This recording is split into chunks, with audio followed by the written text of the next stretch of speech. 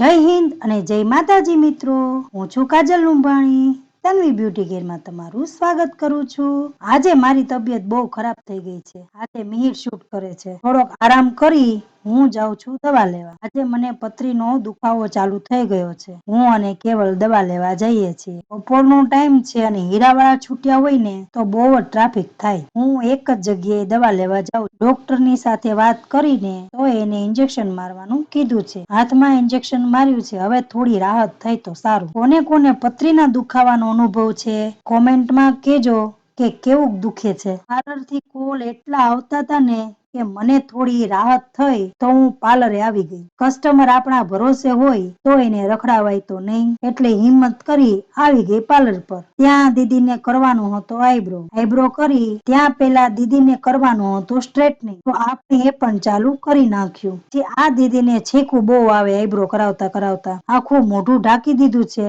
તોય ક્યારેક ક્યારેક છીંક આવી જાય છે. પછી આ દીદીને પણ આઈબ્રો જ કરાવવાનો, ત્યારબાદ આ દીદીને સ્ટ્રેટનિંગ કરાવવાનું હતું. ત્યારબાદ આપણે કર્યું આઈબ્રો, પછી ફરી કર્યું આઈબ્રો, પેલા ફરીથી આઈબ્રો જ કર્યો. મને એમ લાગે છે કે આઈબ્રોમાં પૈસાનો વધારો કરવો પડશે કે શું કેવું તમારું? કોમેન્ટમાં જણાવજો, મને ખબર તો પડે. અને મારી પાસે આઈબ્રો કરાવવા કોણ કોણ આવે છે કોમેન્ટમાં કહેજો, હું રાહ જોઈશ તમારા જવાબની. ત્યારબાદ આ દીદીનો પણ આઈબ્રો જ કર્યો, ફરી આઈબ્રો જ કર્યો. આપણે મારી ચેનલને લાઈક કરો, શેર કરો, સબસ્ક્રાઇબ કરો અને ફોલો કરવાનું ભૂલતા નહીં. જય માતાજી.